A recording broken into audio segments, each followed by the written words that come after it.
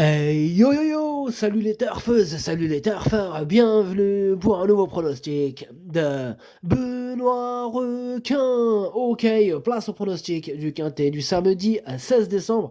Par contre, juste avant de commencer, là j'ai mon rhume là, il a pris, il est en force là. Là c'est un rhume force 4, hein. On n'est pas encore arrivé à force 5, hein, c'est rhume force 4. Donc désolé hein, pour la piètre qualité de ce pronostic lié à ce rhume qui prend le dessus. Bref, donc on disait, hein, quintet du samedi 16 décembre, direction Paris-Vincennes hein, pour le prix Michel Toury, trop attelé, 2100 mètres, départ autostart, 16 partants, réunion 1, course 4, indice de confiance 3 sur 5. Alors cette vidéo, je la retourne vraiment juste avant l'arrivée du quintet de ce vendredi. Hein. Là voilà, elle doit être quelle heure? Elle doit être 20h je crois, un truc comme ça. Donc juste avant l'arrivée, hein, le départ il est à 20h15 et à peu près 20h. Donc je ne connais pas encore l'arrivée. Par contre, tout à l'heure, quand je vais faire mon petit montage, tout ça, oui, je pourrais vous mettre, j'espère, les résultats en miniature, sur la miniature hein, de la vidéo. J'espère qu'il y aura des bons résultats, je l'espère. Bref, donc on a dit, blabla, autostart, réunion une course 4, indice de confiance 3 sur 5. Alors, bah, c'est parti, on commence le pronostic et on commence avec le numéro 1, mon copain. Numéro 1, c'est Fanatic Flash, hein, et on écoute l'entraîneur Jean-Philippe Raffegeot. Bonjour Jean-Philippe. Ah oui, non, c'est vrai que il était pas là, Jean-Philippe. Enfin bref. Fanatic Flash, il est tombé sur un os dernièrement. Unico Brolin hein, s'est montré inapprochable. Il a eu le temps de bien récupérer hein, et j'ai pu le préparer à gros bois pour cet engagement favorable au gain. Le lot est encore bien composé, hein, mais il se lance en première ligne et il se plaît sur ce tracé. Alors, la revanche est difficilement envisageable, hein, mais il a encore une belle carte à jouer. Et ben, je suis d'accord, hein, c'est vraiment une première chance ce numéro 1. Il peut faire très très mal. Voilà, hein, c'est pas un interdit pour la victoire. Hein, je parle de gagne là, attention à ce numéro 1. Moi, je l'ai mis troisième. Voilà, je l'ai préféré un autre à la victoire. On passe au numéro 2, Diego Sotton, hein, et on écoute mademoiselle Victoriane Marie Gautz. Diego Sotton, deux courses dans les jambes, évolue sur la montante, hein, sur un plan physique. Bon, maintenant, il a son âge hein, et affronte les plus jeunes et les étrangers. La partie ne sera vraiment pas facile. Bon, à l'entraînement, il montre de l'envie, il paraît bien. Maintenant, cela risque de ne pas être suffisant, hein, même s'il apprécie les 2100 mètres et s'élance en première ligne. Une allocation serait déjà bien. Oui, moi je suis d'accord avec elle. Moi j'y crois pas à ce numéro 2 et je ne l'ai pas retenu.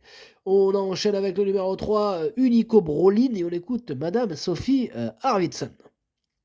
Unico Brolin a pleinement répondu à mon attente hein, pour ses débuts à Vincennes. Il sait courir caché comme aller de l'avant, tactique avec laquelle hein, il n'a jamais été battu. Il est retourné en Suède avant de revenir en début de semaine. Il est très bien. Ah ouais, il peut la gagner cette course. Hein, voilà. Quand on voit sa dernière performance de toute beauté, oh là là, c'est sûr que. Mais, et pourtant, c'est pas lui que j'ai mis en tête. Hein. Ouais, je mise sur un autre. Ouais, à la gagne. Mais bien sûr, je l'ai mis deuxième. Bah, on passe au numéro 4, Elliott de KO, et on écoute Florian Prioul. Elliott de KO a encore très bien couru dans l'étape du Grand National du Trot à Mauconchi. Auparavant, il avait joué de malchance hein, sur les 2700 mètres dans une course sans train. Il va se présenter au mieux hein, pour cet engagement idéal au plafond des gains. Il se plaît particulièrement sur ce parcours. Avec un bon numéro, il devrait encore jouer les bons rôles de ce quintet. Eh ben, il a hérité d'un excellent numéro, le numéro 4, et moi je dis crois et je l'ai mis quatrième. On passe au numéro 5, Giant Chef. On écoute Franck Nivard. Giant Chef avait effectué une excellente rentrée dans un bon lot début octobre, mais il m'a fortement déçu lors de ses deux sorties suivantes. Il n'a jamais eu l'ombre d'une chance. Je ne peux donc pas partir confiant, même si c'est vrai qu'il découvre un engagement en or et que son numéro est favorable. Attention à ce numéro 5, hein, piloté par Franck Nivard, il a hérité d'un excellent numéro, effectivement, il peut faire mal, il peut renouer avec les bonnes performances, d'ailleurs j'y crois, c'est le scénario que j'envisage, étant donné que je l'ai gardé. Bon, vous me direz, tu l'as gardé en toute fin de combinaison. Oui, mais je l'ai quand même gardé, ok? Bah oui, parce que, voilà, faut quand même faire un choix. Bref, on passe au numéro 6, Hidalgo des Noé, et on écoute Stéphane Provost.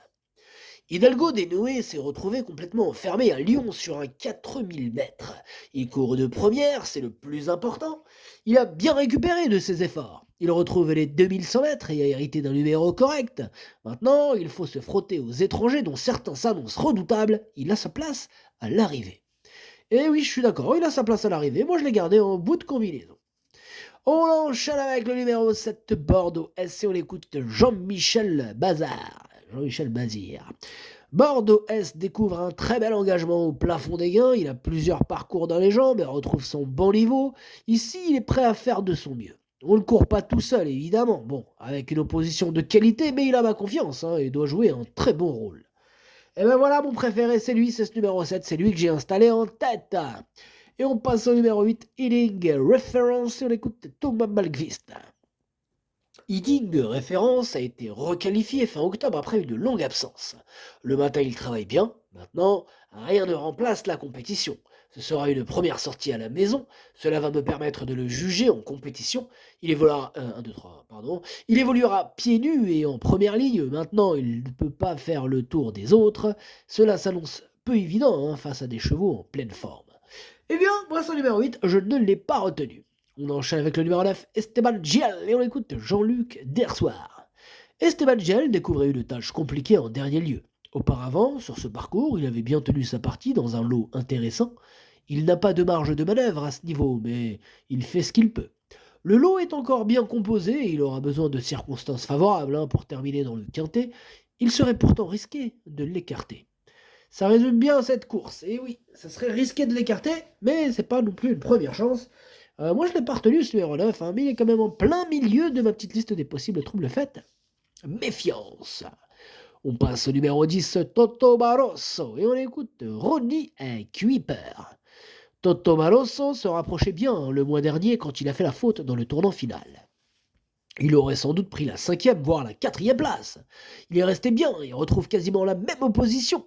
En seconde ligne, il faudra que tout se passe bien, mais il peut se glisser dans le quintet. Et ouais, lui aussi peut se glisser dans le quintet. Et d'ailleurs, lui, c'est un regret. J'ai pas pu le retenir, mais c'est mon deuxième cheval de complément en cas de partant, attention. On passe au numéro 11, Sarah Gibern, et on écoute Dominique Loquedeux. Sarah Gibern a effectué une bonne petite rentrée le mois dernier. Il est très bien physiquement et je le défère des 4 pieds pour la première fois à la maison. On est en seconde ligne, mais le numéro est plutôt favorable en dedans. Je pars confiant malgré l'opposition. Ben ouais, il me plaît bien ce numéro 11. Je lui ai réservé une petite place dans mon pronostic et je l'ai mis 6e. On passe au numéro 12, Have Dream, et on écoute Mathieu Abrivard.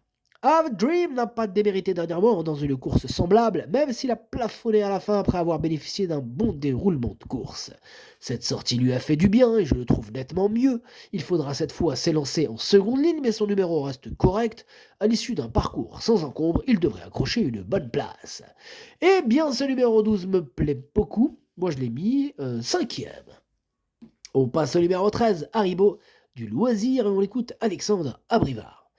Haribo du Loisir a été un peu contrarié en montant dernièrement, d'où sa faute. Il est a priori sur la bonne voie, mais il y a des sujets de qualité très véloces en première ligne. J'ai le dos de Lyotte de Chaos qui démarre. Bon, avant le coup, je peux juste espérer une place derrière Unico Broline et Bordeaux S. Et ouais, c'est tout ce qu'on peut espérer pour toi. En tout cas, moi, j'ai espéré encore moins que ça. Moins que ce que t'espères toi, moi, je l'ai pas retenu, tout simplement. Mais bon, il est quand même à l'arrière de ma petite liste des possibles troubles faits, et c'est pas un interdit celui-là, attention. On passe au numéro 14, Cicero TG, et on écoute Jean-Michel Bazir. Cicero TG s'élance en seconde ligne, évoluera ferré. Bon, il n'a pas couru depuis un mois et cette épreuve lui sera nécessaire. Bon, il a fait ses preuves sur les 2100 mètres, un parcours qui lui convient, mais il est préférable de le revoir. Ok, c'est noté, Jean-Michel. Eh bien, moi, ce numéro 14, je ne l'ai pas retenu.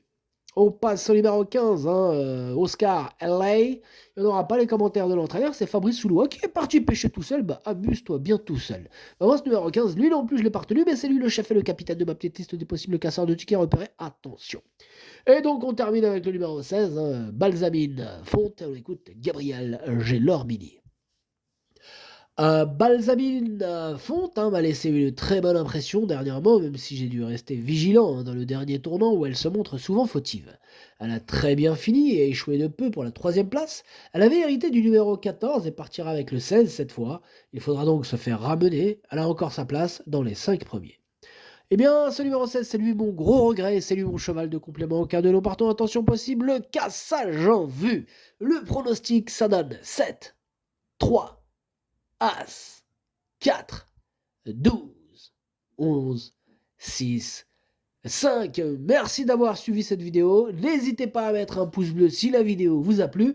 Pour accéder à tous les tickets pour la course du Quintet, eh bien, rendez-vous directement en description de la vidéo. À jouer avec modération. Bonne chance. Chopez-le-moi. Ciao.